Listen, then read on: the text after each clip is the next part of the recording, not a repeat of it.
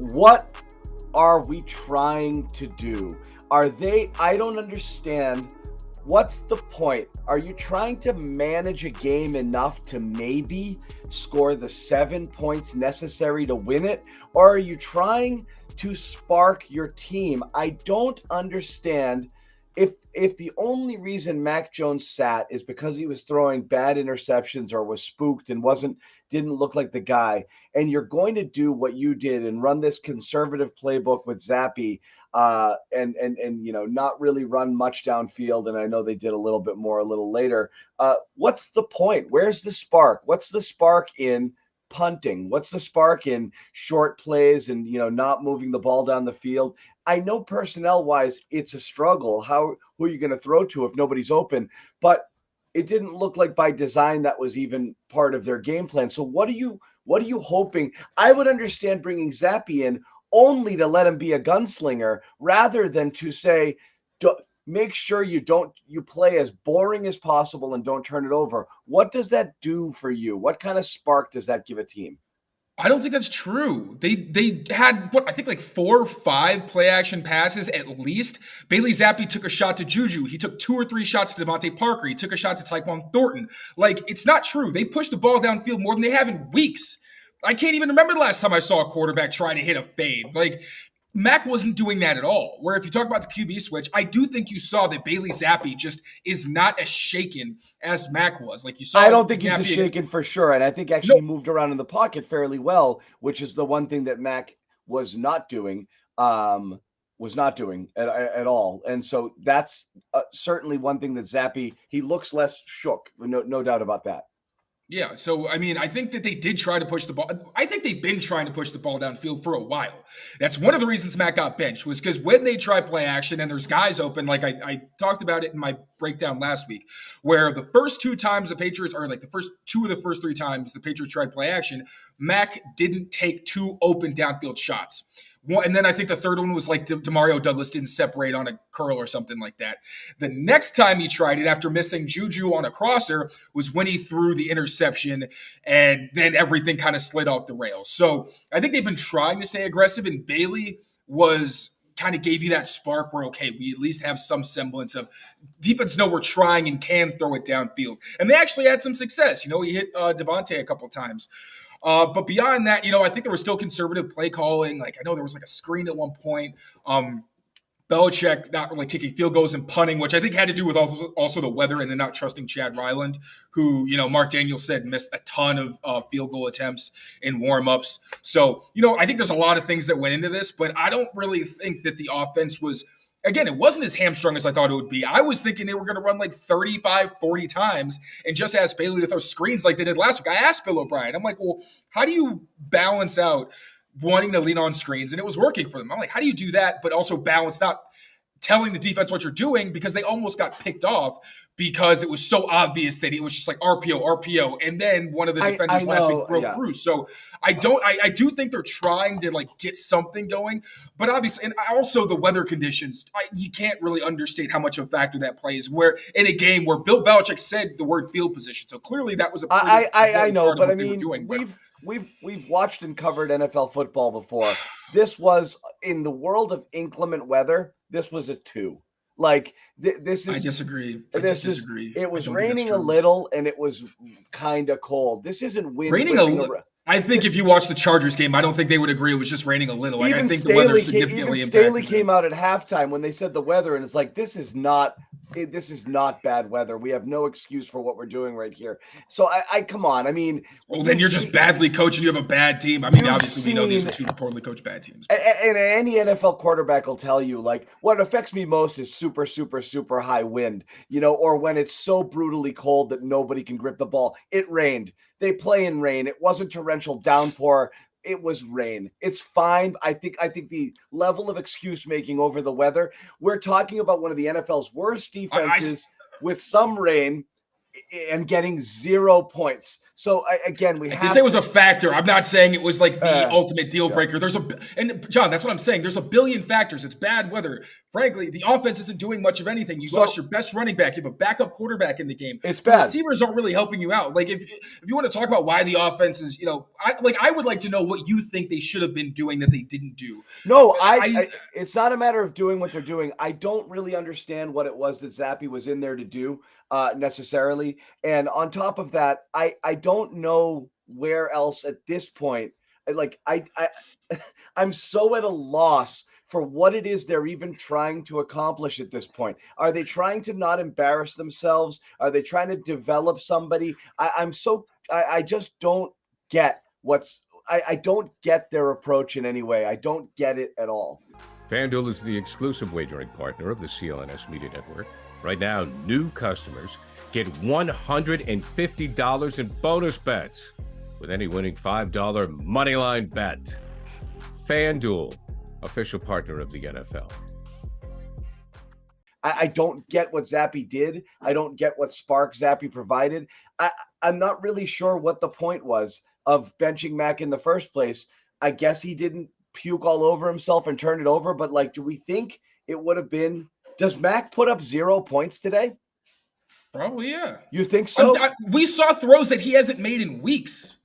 Yeah, I think so. What throw did Bailey at what point were you looking at the game and saying, "Oh man, Mac would have had that one"? I'm telling you, I really can't think of many plays that's what I'm asking. Where I would have been Mac gives you something better. And again, I didn't expect a lot from Bailey because he didn't show us anything over the summer. He didn't show us anything in relief.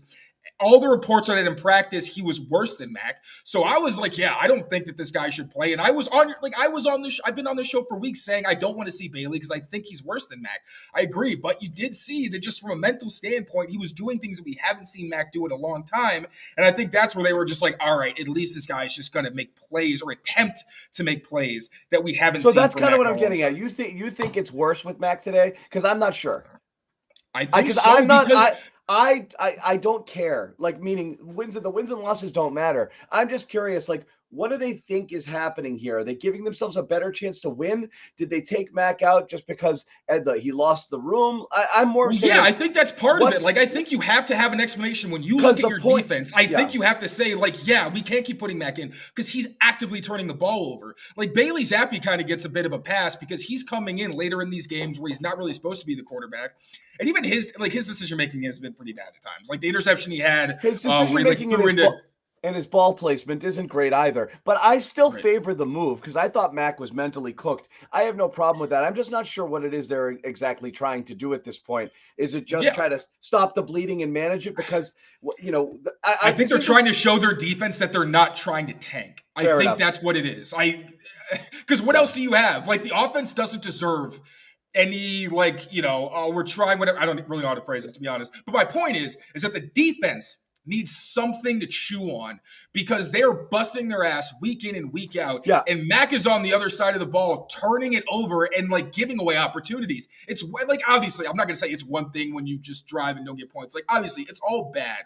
We're just arguing over different points of bad. But I think the point of putting Zappe in was to show the defense, all right, we're trying something different because it was weeks and weeks and weeks of the exact same thing. Yeah. So I think that's what it is, just to show them we are trying for you not to lose these games. Because I don't think they want to be losing all the time. We're not going to the locker room and seeing everybody yes, we have a top 3 pick. Let's go. They don't care about. I don't think they really care about that. That's what I'm asking. I'm asking. I'm not putting the blame on Zappe. I think it's ridiculous. I think this game, in fact, I wouldn't say doesn't vindicate Bill because he built this, but it clearly shows it doesn't matter.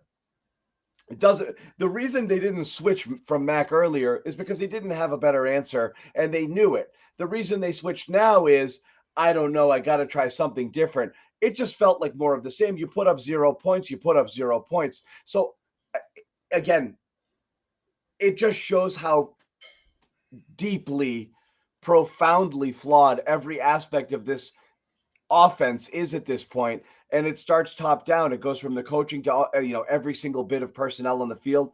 And again, injuries are injuries, and they're going to have that. I'm just not really sure what was accomplished today. If the players feel like they got a lift, you scored 0 points. You got guys in the locker room saying, I guess we gave up 10 and lost. We gave up 6 and lost. Whatever. I guess we're just gonna have to shut the next team out. And I see in the comments, people keep saying, like, why are we getting upset? You want to get the top pick. Here's why you get upset a little bit. Because this isn't a team that's just a quarterback away. Like, this isn't like they have just a room of quarterbacks who are just throwing, like, turnovers. And, like, it's just not enough to it in one place. You have the frustrating part for me on, like, a personal level is watching the guys on defense just ball out relative to their opponent, and then have to deal with all these questions and like all the loss and all the suck they have to deal with. So from a personal level, that's where I'm at. If you're looking at this just from I'm a fan looking forward to 2024. I think this offense is closer than some may think. But today's loss and why it is annoying to me is it shows how deep the issues are. It's the offensive line and it's the pass catchers. And it's not just one of either. It's Trent Brown is hurt and he's going to be a free agent. Mike Nwunu struggled against a really good edge rusher and he's going to be a free agent. And then the two guys that are going to be here long-term, Devontae Parker and Juju Smith-Schuster, aren't doing a whole lot for you. Like, that's where I think you can say, oh, we have a top pick. Do you trust we don't even know who's going to be in charge. So as much as I want to be optimistic, and like I'm pro tank, I'm not saying that I'm not. I want them to keep losing because the best path forward is for them to get good picks and get some better equity and bring in fresh blood. But at the same time, we don't even know who's going to be picking these groceries. So unless they knock it out of the park with free agency and the draft, which they could do, if they don't, this offense is going to be stuck where it is because they're not just a piece or two away. Like, we're talking about an overhaul of this offense. That's the frustrating part. You don't have to tell me this. No, yeah, I'm just PSA. Like, I want to explain why it's upsetting. It's upsetting for the defense and it's upsetting for the organization offensively long term. I've been looking for the best deal on Celtics tickets, and with over 28 million downloads, SeatGeek is the #1 rated ticketing app. There are more than 70,000 events every single day on SeatGeek, including concerts, sports festivals, and more. You can use my code DREAMERSPRO for $20 off tickets at SeatGeek. That's $20 off your first purchase with promo code DREAMERSPRO. Make sure you check the link in the description to download the app. If there's one thing I was shouting from the mountaintops at the beginning of the season was not good enough anywhere, and that's even if you had Bill O'Brien under perfect circumstances. I thought this was a 7-win team. If Mac improved under Bill O'Brien and Bill O'Brien brought a sense of calm and a little bit more creativity and order to the offense, than last year. I know there's injuries and that's going to account for a lot, but I mean, can you tell me Bill O'Brien's done anything for this offense better than what the two amateurs did last year? I'm not really sure. So all right. That's a lot. That's a lot. Saying that Bill O'Brien didn't do as much as Matt Patricia, like that's a little nuts. I will say this. I think it's kind of like Mac last year where we were saying it's hard to evaluate him because the surrounding circumstances were so bad. I think that's kind of similar to Bill O'Brien, where I've also tweeted, like, there are times where spacing isn't very good, where I don't really love maybe, some of the play calls and things like that. I don't think he's perfect, and I've said that. But I also don't think you can say whether he's been definitively good or definitively bad because the pieces are so bad. Like, every week we see this offense in a position to win the game, and it's not that, like, how many times have we sat here and been like, Bill O'Brien cost them the game? I don't think we've said that once. We mentioned that, like, yeah, there were some, like, iffy decisions. And I will say, like, the pre-snap procedural penalties, like, that's on him because you are orchestrating the offense. Yeah. The things where, like, it's third down and they can't throw because there's three guys in the same area. Those are Bill O'Brien's fault. And whether it's a coaching thing because they're not in the right place or whether it's designed that way, that is on the coaching staff. But also, when you have players that aren't executing, like, I could point to so many times in this game where if you just take Bailey Zappe out of it, you could say this guy, like, killed this player, killed this drive, because it's so many negative plays and missed opportunities. So when that's the case, I think that it's hard to say, it's the coordinator.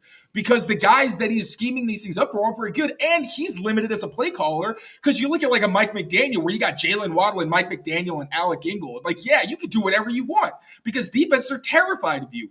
And I was sitting here earlier in the season saying, like, you don't need an alpha if you have a lot of guys who are solid. And I stood by that. But you don't have a lot of guys who are solid. You have a lot of guys who are subpar.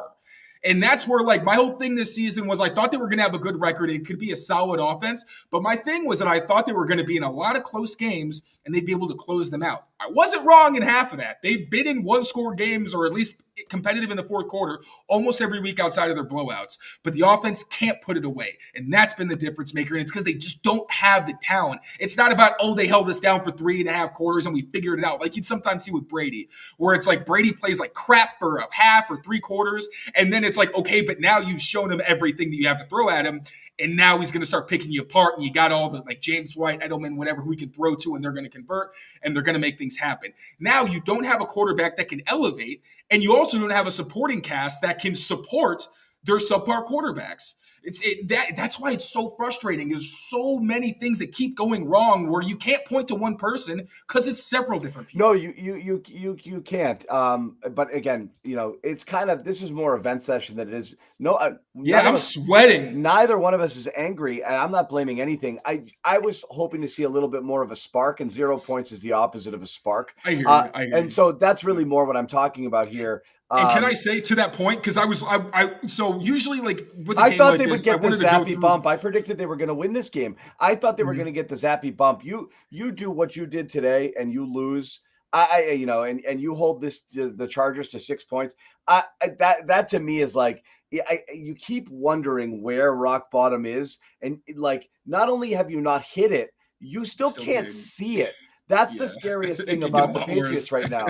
That's what scares me. So this is more like a freak out to every time you see it, it gets worse than the last time. And it just offers such a stark reminder of how far they are here, because they are so bereft of talent at all the offensive positions. They're going to enter next season with nothing. Needing tackles, needing tight ends, needing receivers, and needing a quarterback. The rebuild, it's hard to get that all at once.